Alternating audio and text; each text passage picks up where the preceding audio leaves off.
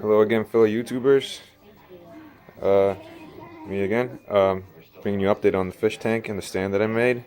Last time I made a video, I went through all the things that I had bought in order to make the top boards on the stands, make the doors, as well as the material I bought, the acrylics, for the sump tank. Now I know the video quality was kind of bad and the sound kept shutting on and off, but I just wanted to give you an update, see where I was. So let's start off with the sump tank. So the 6 pieces of acrylic, sorry, that I had cut, they fit quite well. On some of them, there had been a little bit of chipping on the edges. Please excuse my my caulking job. It's not professional. It just kind of went everywhere, but it's okay because it's just going to be a sump. It's going to be underneath. I'm not really going to look at it. But for the most part, they fit in pretty well. As you can see, I did a better job on this side. After leak testing it, I did find 3 leaks. One down here, one right there in the back, and one down there in the far corner. I don't know if you can see it. No big deal. I just go back with it and just put a little bit more caulking on it, and it should be fine. I'll leak test it again later today or tomorrow. As you can see here, I made these little baffles. I made these at Egg Crate. You can find it at Lowe's. It's probably in the masonry section. However, I've heard in some Lowe's you can find it in the lighting. It's actually labeled as a lighting deflector. Not sure why, but that's where you can find it. I found it in the masonry in mine. I was watching 27 P. Patel's video, and he had made these under the assumption that as the water's going over, you could have your carbon and your other medias, can be pure, whatever, and have it forcefully flow through all the media before it came back up, instead of just having it on a bag somewhere and having the water kind of splash on it this way.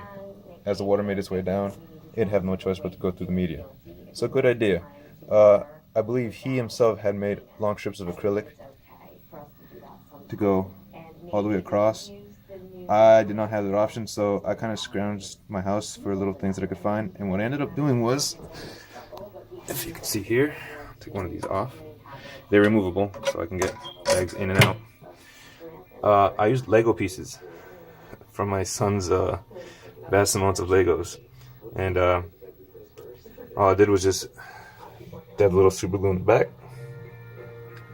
just enough that it wouldn't make it a big deal for the tank, and then I sealed it with the caulking sealant, so super glue wouldn't get out anyways, so it'll be quite alright.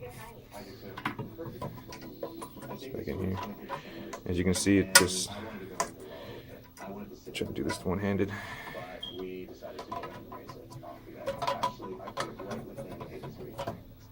Goes right in. All right. So that's the sump. Again, sorry I didn't make a video while I was making it, but this part of the project I actually did without Chase because he was not around. So like I said, sorry I didn't tape it, but it was kind of hard seeing as it was my first time, so I needed both my hands. Moving on. Last time you saw it, it should have been just the stand that I had. Again, basic 2x4 constructions, pretty solid layout, and I had big pieces of blonde wood board, 4x8 pieces, 4 foot by 8 foot pieces of blonde wood, half-inch thick. All right, so the end result of that, I had already cut the pieces. I managed to have enough that I could put one all the way across the bottom. I just had to cut little slots here, as well as, I don't know if you can see it, here and here. So it completely covered the sides, and I still have a little handle here, so in case I ever need to move this furniture, piece of furniture, it'll be alright. Now, The fish tank is currently on top of it, but you can see through it, obviously, right here. And all I did was just cut the board all the way across the top, flat against the back, and then I gave it a little bit of extra so I can get that curve in.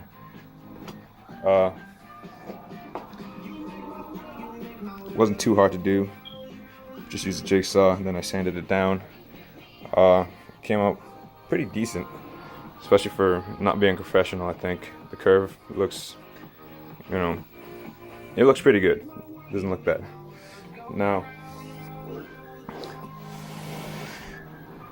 this is what I have left, is the doors. Now, the doors haven't gone on yet for a pretty good reason. And I'll tell you that in a minute. Just to show you what it's going to look like. The other door is going to look like the exact same thing on the other side. Now, the reason I didn't put the doors on yet is because I made a slight error. Alright, so these are the hinges I bought for the doors. I was thinking fancy, you know, maybe a little too fancy. I wanted to go on the inside. I was planning on having them stand on the edge, pop out a little bit, and then just snap out. Good intentions, however, I did not know with this particular one, it would require me for this area right here to actually be retrofitted into the door. So that would actually mean I would have to drill about, I forget what size this is. It is, well anyways, I would have to drill this into the door, because this would have to actually go into the door. And measured, it's actually about half an inch thick, which is the thickness of the door. So obviously, there was no way I would ever be able to do that. So instead what I'm going to do is, I'm going to go back to Lowe's today, return this, and I'm just going to get some regular outside hinges to go with it. And we'll do that today, as well as install the door handles. Should be in here. And these are the door handles I picked out. I don't know, for some reason they just kind of screamed seahorse at me, and ultimately that's what I want to do with this tank, is put a seahorse in it, just because I think it's going to be cool. But these just scream seahorse at me, so I picked this. So that's where I'm at today. Obviously first, before we put on the hinges, I'm just going to go stain it. Let's take it outside, we're going to stain the whole thing. Let it dry, give it another coat, let it dry, bring it back in, and then we'll see about putting on the new door hinges. And then after the doors are on, screw the top piece on, and it should be ready for display. Currently as it is, it's going to go right here where this dresser is right now, on that wall. Hopefully it being so close to the window is not going to affect it at all. I hope, but I guess we'll find out. Beyond that, that should be pretty much it, and it should pretty much give you a good rough idea of where I'm standing right now. So I'll make another video in the future, maybe later today, and show you how it all went. America's most expensive homes are opening their doors to